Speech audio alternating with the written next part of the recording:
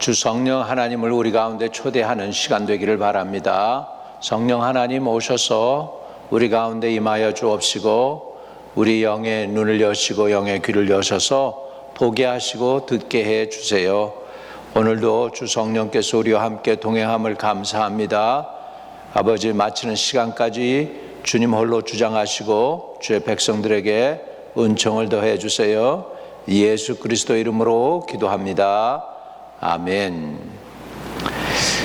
오늘 저는 예언에 대해서 우리가 함께 하려고 합니다.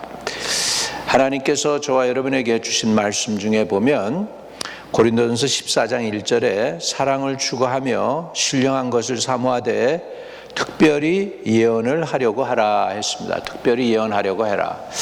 내가 이 예언에 관해서 여러분들에게 잘 말씀을 드리지 않았습니다만은 우리 특별히 예언을 하려고 하라고 성경은 우리에게 가르쳐주고 있는데, 우리가 세상에서 보면 예언이나 은사 같은 거를 굉장히 무시하고 우리 전통적으로 그냥 기독교 전통만 받아들이는 그런 교회들이 많습니다. 그러다 보니까 성령을 환영 안 합니다. 그리고 성령을 따라 행하려고 하면은 오히려 경계의 대상이 되고 손가락질 당하고 있습니다. 그런데요, 성령을 환영을 안 하니까 교회들이 어떻게 됐습니까?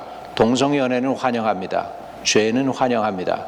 그러다 보니까 이 많은 교단에서 대표적인 교단이라고 하는 장로교나 감리교 교단 차원에서 문제가 생기고 있습니다. 교회들이 지금 갈라져서 성령 사역을 하는 교회들과 동성애자를 환영하는 교회들로 지금 서로 갈라져서 다툼이 되고 있다는 사실입니다. 왜 그러느냐?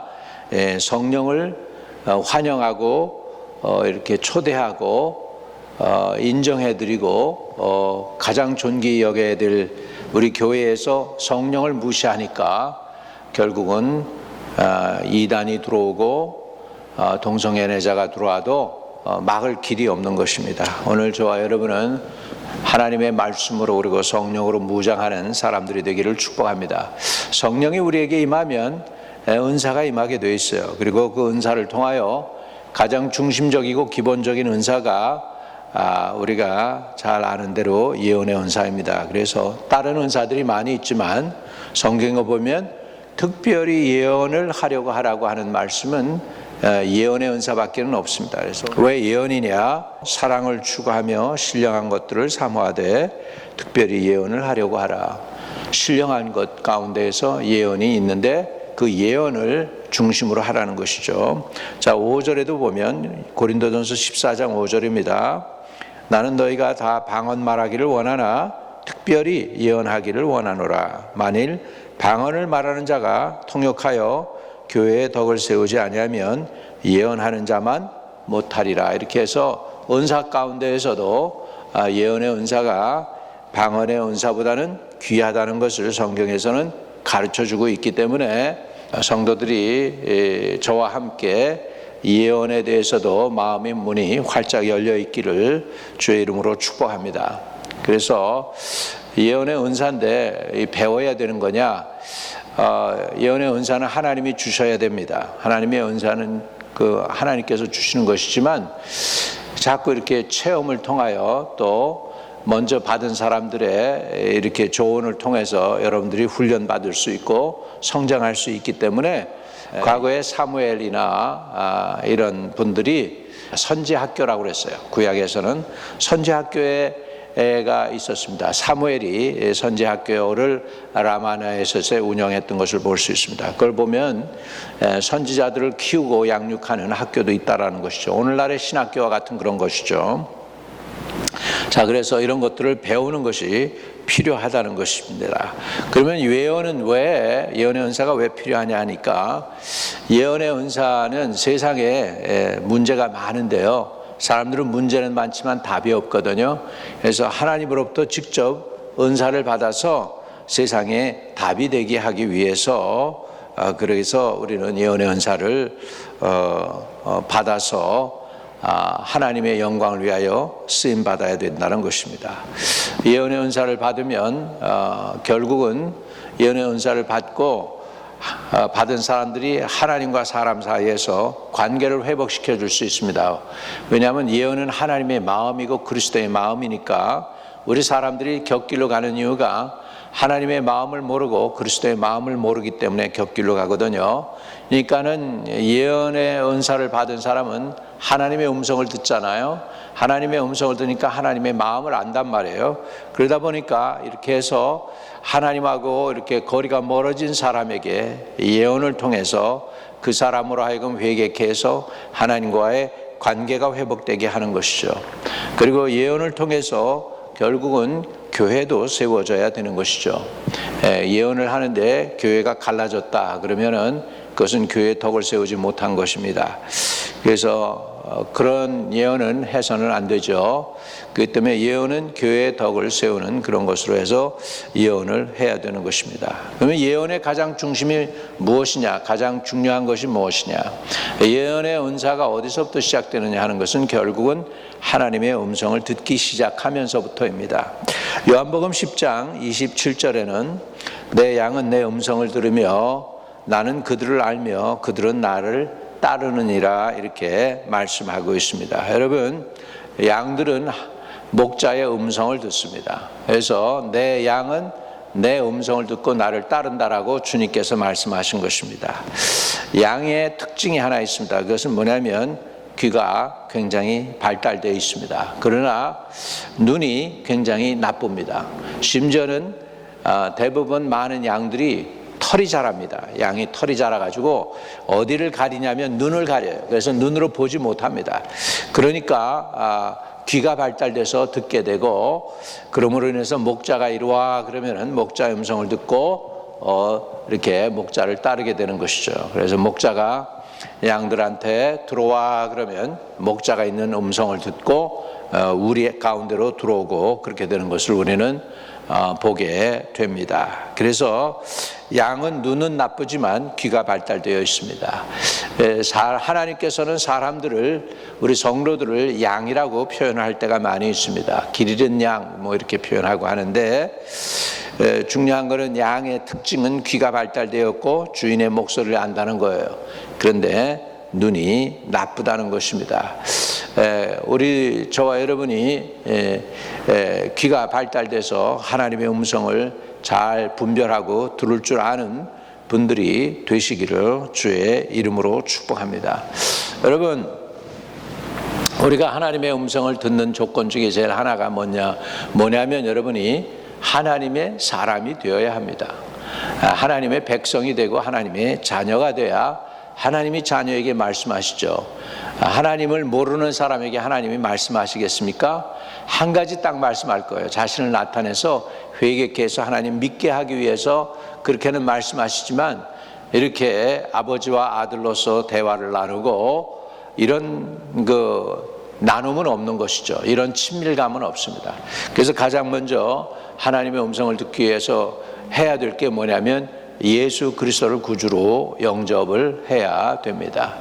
지금 이 시간에 이 유튜브를 통해서, 이 방송을 통해서 듣는 분들, 먼저 아직도 예수 그리스도를 구주로 영접하지 아니했으면은 예수 그리스도를 구주로 영접하시기를 바랍니다. 잠깐 기도할 때 따라 기도하면 여러분, 그리고 진심으로 믿고 따라 한다면 여러분은 지금 계신 그곳에서 하나님의 자녀가 될 수 있습니다.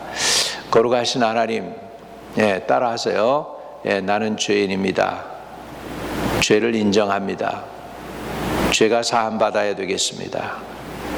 나에게 죄를 용서해 주실 분은 예수 그리스도라는 것을 깨달았사오니 이제 오셔서 나의 죄를 사해 주시고 내 안에 오셔서 나의 구세주가 되어주세요. 또 나의 왕이 되어주세요. 그리고 영원토록 나를 인도해 주세요. 예수 그리스도가 나의 구세주임을 받아들입니다. 또 내 마음에 환영하며 모셔드립니다. 주님은 나의 메시아이시며 나의 왕이십니다. 이제 주님을 위해서 살겠습니다. 예수의 이름으로 의탁하고 기도합니다. 아멘. 여러분이 진심으로 그 기도에 아멘으로 화답하고 따라 하셨다면 예수님은 여러분 안에 들어와 계십니다. 이제 주님과 대화하고 주님과 가까운 친밀함을 나누시기를 바랍니다. 주님은 여러분을 인도하실 것입니다.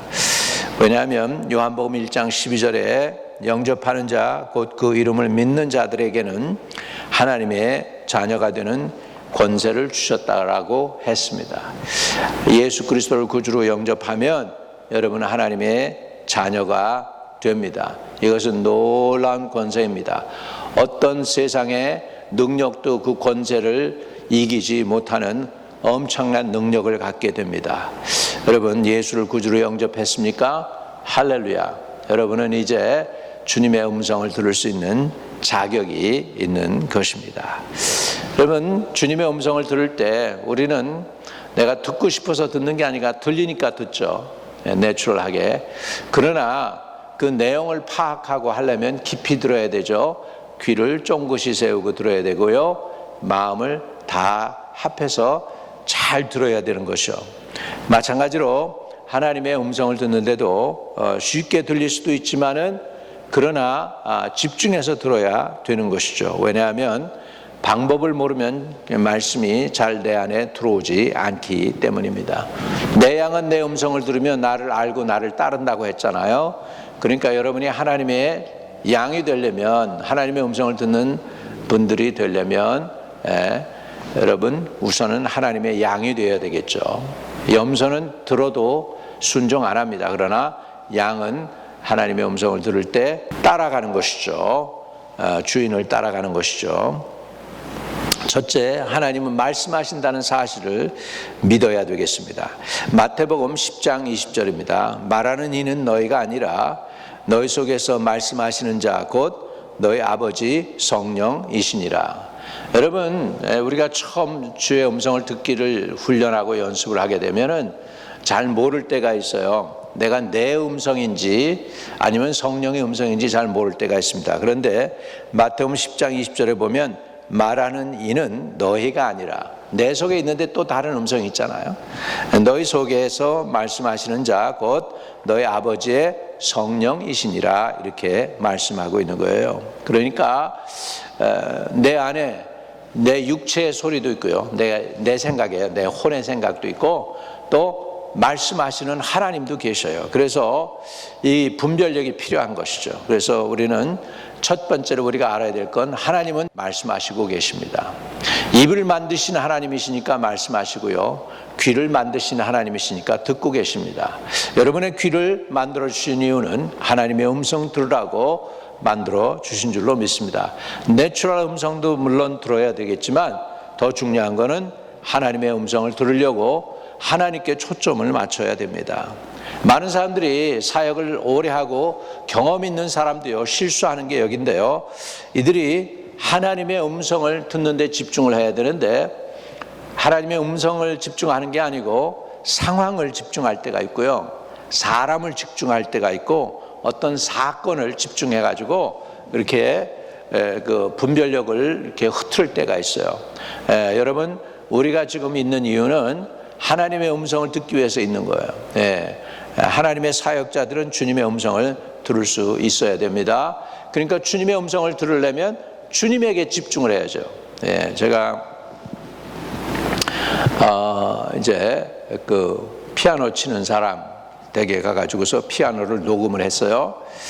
녹음을 했는데 보니까 이 피아노 소리를 들을 때는 피아노 소리만 내가 들렸어요, 그 집에서는.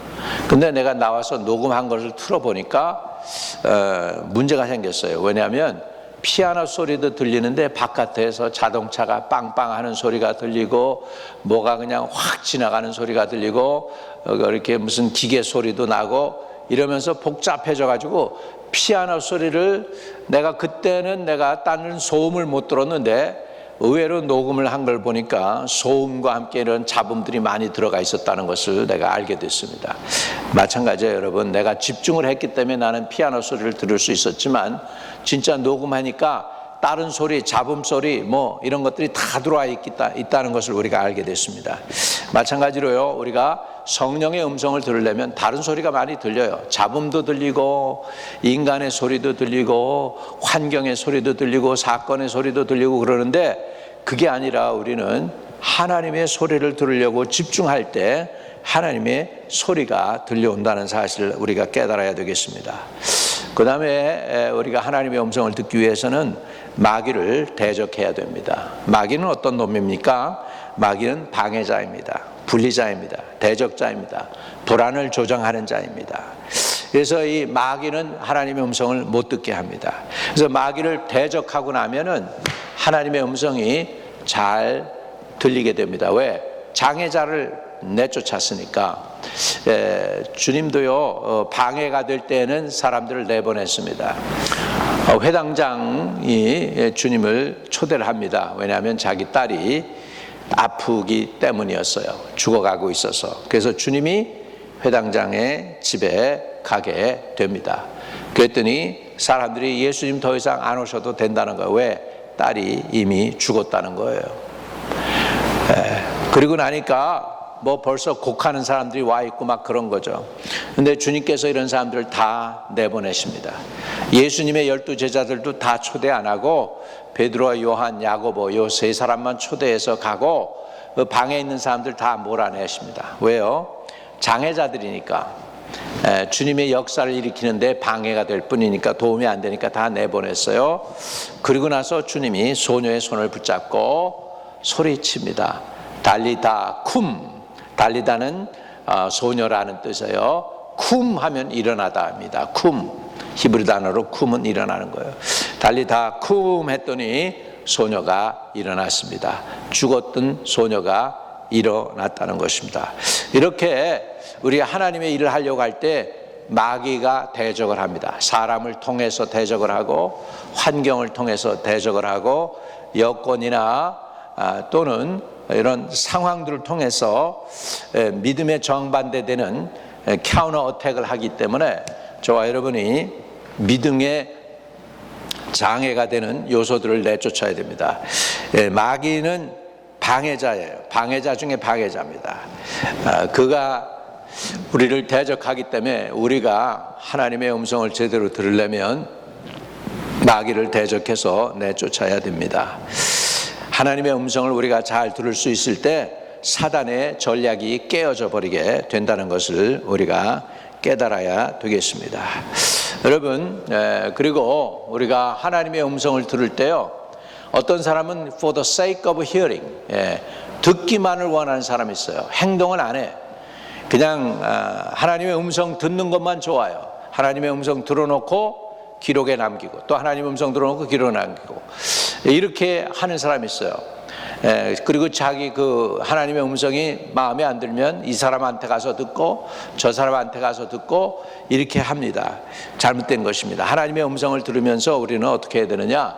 순종하는 마음을 가지고 하나님의 음성을 들어야 됩니다. 순종하려고 들으면 하나님이 분명히 말씀해 주실 줄로 믿습니다. 하나님의 음성에 순종할 때 몇 가지 유익이 있습니다. 첫째는 우리의 예언이 깊어집니다. 그냥 샬로한 게 아니고 예언이 깊어질 수 있습니다.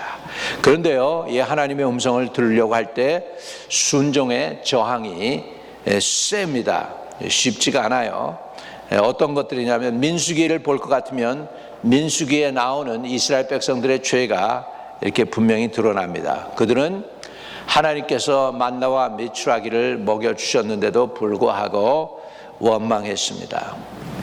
또 그 만나를 거둘고 그 다음에 남기지 말라고 하는데 남기니까 뭐가 됐어요?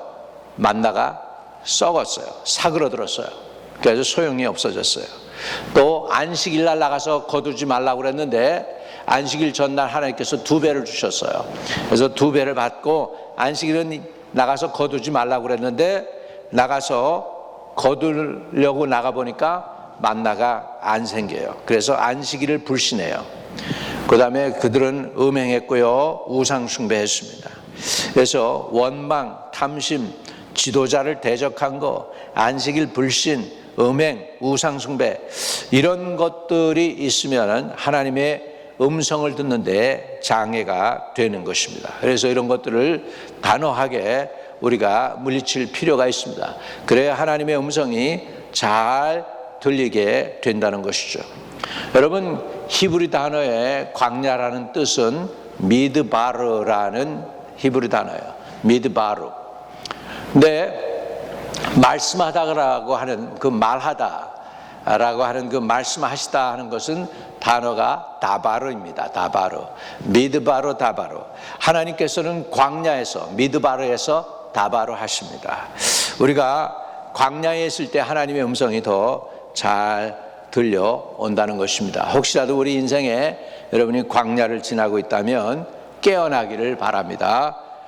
그리고 광야를 통과해서 지나가려면 여러분 하나님의 음성을 들어야 이길 수 있습니다. 처음에는 우리가 100%가 내 생각으로 가득 차 있어요. 근데 점점 이제 주님의 음성을 들으면 내 생각은 점점점 줄어들고 하나님의 양이, 음성 듣는 양이 점점 커지겠죠. 100% 내 생각이 나왔다면 불신자들은 100% 내 생각으로 행동하죠. 내가 원하는 대로 내 마음대로 내 뜻대로 사는 거잖아요. 근데 예수 그리스도께서 들어오시면 이제 예수 그리스도의 마음이 10% 들어오고 그러면 내 마음은 90%로 줄어들겠죠. 그리스도의 생각이 30%가 되면 내 마음은 70%로 줄어들겠죠. 그리스도의 생각이 50%가 차면 내 생각은 50%로 줄어들겠죠. 그리스도께서 나를 100% 주장하셔서 100% 내가 그리스도의 생각으로 가득 찬다면 내 인간의 생각이 아닌 그리스도가 원하는 생각을 하게 되겠죠. 여러분, 그 순간을 우리는 뭐라고 하냐면 성령 충만하다고 하는 거예요. 성령이 나를 100% 주관하실 때 그때가 바로 성령 충만 받는다는 뜻입니다. 성령은 그래서 술 취하지 말라 이는 방탕한 것이니 오직 성령의 충만을 받으라고 했습니다.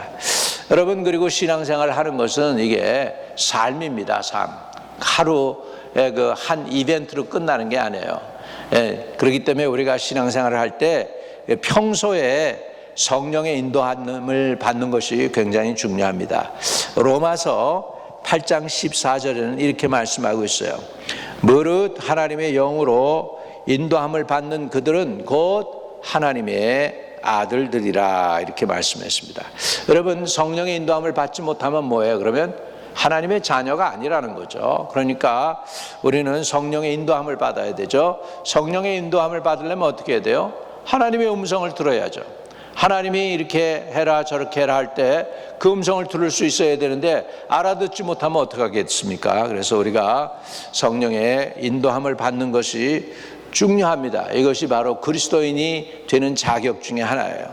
저와 여러분이 오늘도 깨어서 성령의 인도함을 받기를 바랍니다. 그래서 평소에 성령의 인도함을 받는 거죠. 주님의 음성이 들려오면 중요한 건 뭐냐면 즉시 순종하는 거예요. 즉시 곧바로 분명하게 확실하게 all the way 순종하게 될 때 그걸 통해서 믿음의 큰 담력을 얻게 될 줄로 믿습니다. 우리가 평소에 인도함을 받게 될 때 영적 근육이 커집니다. 예배 훈련도 하고 기도 훈련도 하고 하나님 말씀에 순종하는 훈련하고 믿음의 훈련도 하면 우리 이 훈련하면 영적 근력이 세집니다. 마찬가지로 육신의 운동을 하면 육신의 근력이 세지듯이 영적으로 예배 훈련, 기도 훈련, 말씀 훈련, 순종 훈련, 믿음 훈련, 주님의 음성을 듣는 훈련, 그리고 들은 다음에 즉시 순종하는 훈련, 이런 것들을 통해서 평소에 성령의 인도함을 받으시기를 바랍니다. 요엘 2장 28절에서 29절에 보면 그 후에 내가 내 영을 만민에게 부어주리니 너희 자녀들이 장래일을 말할 것이며 너희 늙은이는 꿈을 꾸며 너희 젊은이는 이상을 볼 것이며 그때 내가 또 내 영을 남종과 여종에게 부어줄 것이며 이랬습니다. 여러분, 마지막 때 In the last day, 영어 성경에 보면 그 후에, 여기 요엘서 우리 성경에는 그 후에 그랬지만은 In the last day, 영어로 보면 마지막 때에는 이런 일이 생긴다는 거죠. 뭡니까? 자녀들이 예언을 한다는 거예요. 장래일을 말할 것이고, 너희 늙은이는 꿈을 꾸고 너희 젊은이는 이상을 볼 것이다 라고 말씀하고 있습니다. 여러분, 이때가 언제입니까? 바로 지금 여러분이 살고 있는 이 시대입니다. 그러니까 자녀들이, 이거는 한 위대한 선지자 이사야가 예언하는 게 아니고, 위대한 선지자 예레미야, 다니엘이 예언하는 게 아니라 너희 자녀들이, 우리의 자녀들이 심지어 예언하게 된다고 하는데, 그 때가 바로 이때인 줄로 믿습니다. 하나님께서 우리에게, 우리 교회에, 우리 성도들에게 예언의 은사를 풀어주시기를 축복을 드립니다. 자, 그리고 이제 하나님의 음성을 들으면서 우리는 어떻게 해야 되느냐? 예언을 하려고 하라 그랬어요. 예언하는 것을 이게 의기소침해서 하지 말고 그게 아니라 예언을 하려고 하라. 고린도전서 14장 1절에 보면 사랑을 추구하며 신령한 것들을 사모하되 특별히 예언을 하려고 하라라고 말씀을 하고 있습니다. 여러분, 이 예언에 관해서 정말 중요한 거 로마서 1장 11절입니다. 내가 너희 보기를 심히 원하는 것은 무슨 신령한 은사를 너희에게 나누어 주어 너희를 견고케 하려 함이니라고 로마에 있는 교회에 사도 바울이 편지를 썼습니다. 사도 바울이 로마 교인들에게 은사를 나누어 주기를 원한다고 그랬어요. 임파트하기를 원한다고 그랬어요. 사도 바울에게 있는 은사, 로마 교인들에게 임파트해 주기를 원한다고 그랬습니다. 저에게 있는 은사, 저도 여러분에게 임파트, 나누어 주기를 원합니다. 그러니까 임파테이션을 구하셔야 돼요. 임파테이션을 구하셔서 받아서 하나님의 은혜를 사모함으로 받는 역사가 일어나기를 주의 이름으로 축복합니다. 그걸 놓고 내가 지금 기도할게요. 가슴에 손을 대고, 하나님 아버지, 기도합니다. 저에게 하나님의 놀라운 은사를 많이 주셨는데 그 중에 예언의 은사를 우리 성도들에게 임파트하기를 원합니다. 아버지, 저들이 주님의 음성을 듣게 하시고 영안이 열려서 보게 하시고 깨닫는 은혜를 주시고 지혜와 총명과 계시의 영을 주셔서 하나님의 뜻을 알게 하는 놀라운 역사가 일어나도록 도와주시고 인도해 주시기를 간절히 기도합니다. 하나님, 내게 있는 은사 우리 성도들, 이 방송을 듣는 사람들에게 나누어 주옵소서. 임파트해 주셔서 저들도 주님의 음성을 듣고 또 주님의 인도함을 받고 그리고 또 담대하게 아버지 선포함으로 인하여 하나님의 영광을 드러내고 하나님과 사람 사이에 다리 놓는 사람들이 되게 하여 주시고 하나님의 마음과 그리스도의 마음을 전할 수 있는 주의 종들이 되도록 축복해 주세요. 이 은사를 우리 성도들에게 나누어 주세요. 예수 그리스도 이름으로 기도하옵나이다. 또 한 가지, 혹시라도 여러분 아프신 곳이 있으면 주님께서 저와 여러분을 위해서 이미 십자가에 달려 돌아가셨습니다. 저가 채찍에 맞음으로 우리는 나음을 입었다고 했습니다. 여러분, 주님의 십자가 앞에 서신 것으로 생각하시고 지금 주님 앞에서, 그 십자가 앞에서 여러분의 죄와 허물과 그 다음에 육신의 질병을 십자가에 옮겨 놓으시기 바랍니다. 그리고 십자가로부터 의와 자유함과 치유함을 받으시기 바랍니다. 거기서 거룩한 교환이 일어났습니다. 여러분의 죄와 질병은 십자가에서부터 의와 또 치유함은 여러분에게로 오는 역사가 일어나기를 축복합니다.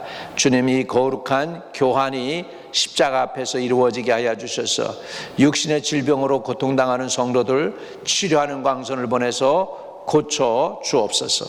머리부터 발끝까지 영과 혼과 몸이 온전히 치료될지어다. 예수 그리스도 이름으로 기도하옵나이다.